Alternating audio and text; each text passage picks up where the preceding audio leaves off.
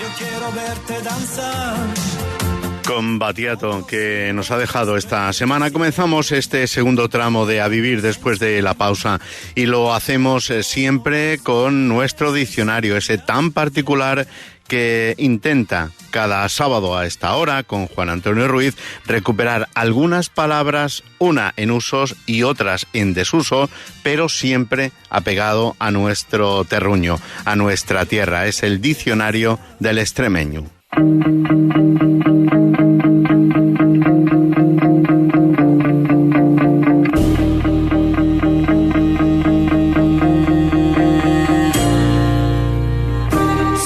Asinan, el diccionario del extremeño.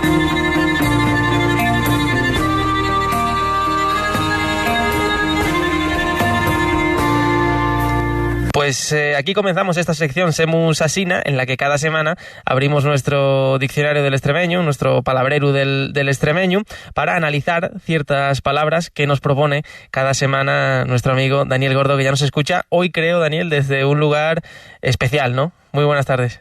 Muy buenas tardes, efectivamente. Hoy estamos en el Tecladín, ahí cerca del Tajo, donde se juntan el Tajo y el Aragón.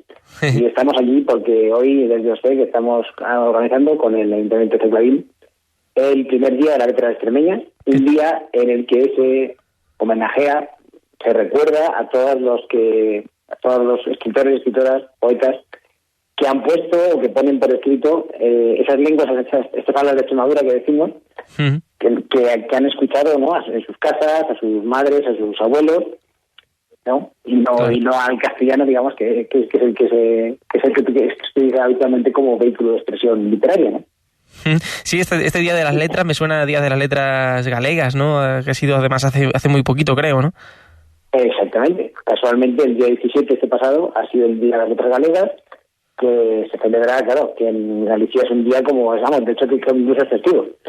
Y entonces, claro, y de la misma manera que en Galicia se dedica a una persona, ¿no?, que haya destacado en esa labor de puesta en valor del patrimonio, ¿no?, de la literatura en lengua propia, pues se me ha ocurrido, y como siempre hacemos estas tres palabras, pues fijarnos en tres palabras muy corrientes, pero tres palabras que pertenecen a la obra de Elisa Herrero, que es la persona, es la escritora a la que vamos a homenajear en este día, a la que estamos homenajeando hoy a lo largo del día aquí en Tecladín.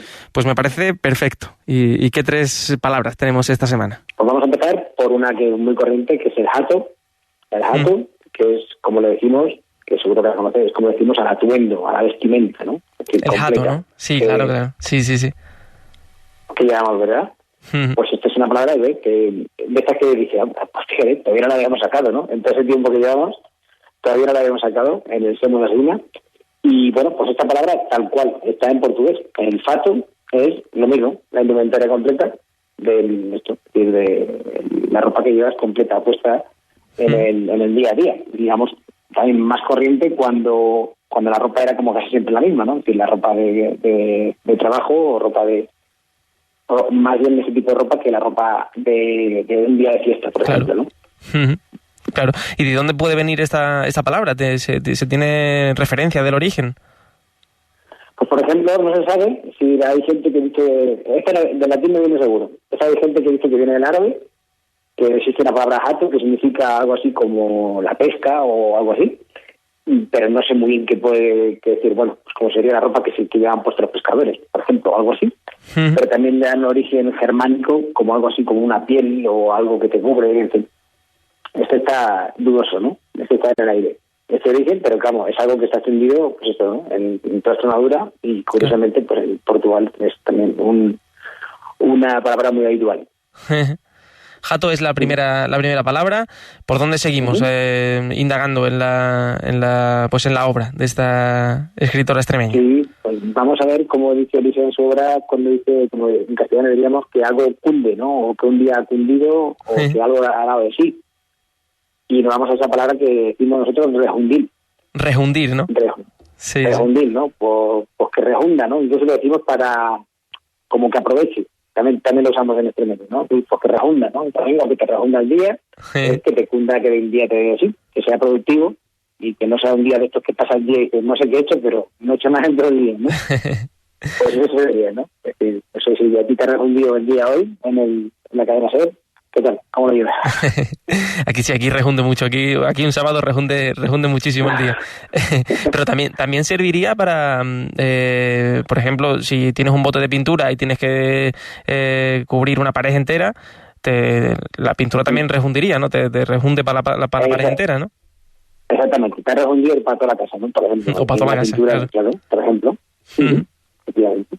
Y esto viene del latín refundere, en este caso sí tiene un significado no de refundir ni de hundir, sino de extender, ¿no? De esparcir. Claro. O sea, como que algo que cubre y alcanza la pintura para toda la casa, por ejemplo, ¿no?